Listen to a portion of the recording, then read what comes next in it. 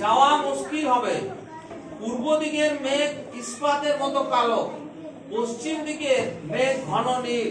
সকালে রৌদ্র ছিল, নিশ্চিন্ত ছিলাম, দেখতে দেখতে বিস্তর মেঘ জমেছে। বাদলা বেশিক্ষণ স্থায়ী না হলে বাঁচি। শরীরটা অসুস্থ আছে, মাথা ধরেছে, স্থির হয়ে থাকতে পারছি না। আফিসের ভাত এখনো হলো না, উনানের আগুনটা উস্কিয়ে দাও। ঠাকুর আমার ঝোলে যেন লঙ্কা না দেয়। বঙ্কিমকে আমার অঙ্কের খাতাটা আনতে বলো, দোতলা ঘরের পালঙ্কের উপরে আছে। কঙ্কা খাতা নিয়ে খেলতে গিয়ে তার পাতা ছিঁড়ে দিয়েছে। তাহলে এই পড়াটা আমাদের অষ্টম পাঠ, সহজ পাঠ, হ্যাঁ, দ্বিতীয় ভাগ। এইখানে পড়াটাতে আমাদের যুক্ত ব্যঞ্জন আছে।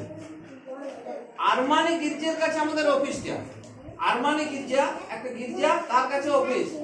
যাওয়া মুশকিল হবে, কারণ কেন না পূর্ব দিকের মেঘটা খুব কালো, একটা ঘন মেঘ ধরেছে। পশ্চিম দিকের মেঘ কিন্তু ঘন নেই।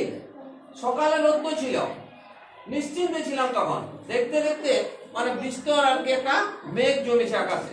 তাহলে বাদলা বেশিক্ষণ স্থায়ী না হলে বাঁচি, মানে অনেকক্ষণ বৃষ্টি না হলে হ্যাঁ বাঁচা যায়। শরীর তো অসুস্থ আছে, মাথা ধরেছে, স্থির হয়ে থাকতে পারছি না। আফিসের ভাতও এখনো হয় নাই। তাহলে উনানের আগুনটা উস্কিয়ে দাও। ঠাকুর আমার ঝোলে যেন লঙ্কা না দেয়।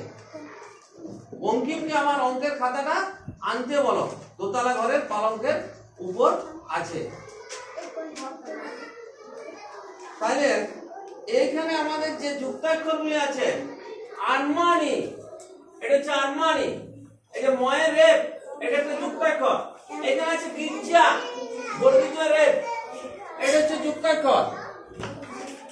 এখানে আছে পূর্ব, ভয়ের রেপ। এখানে আছে ইস্পাত, দন্তস্ব পয়ে, এটা হচ্ছে পশ্চিম, তালে বসো ছ। এখানে হচ্ছে রৌদ্র, এখানে দয়ের ফলা। এখানে আছে নিশ্চিন্ত, এখানে দুটো যুক্তাক্ষর, এটা তালে বসো ছ, একটা দন্ত লেখ। এখানে বিস্তর, দন্তস্ব ক। এখানে অসুস্থ, এটা হচ্ছে দন্তস্ব ক। এটা বেশিক্ষণ, এটা কয় মূর্ধন্য স, ক যুক্ত পেটখানা মূর্ধন্য স।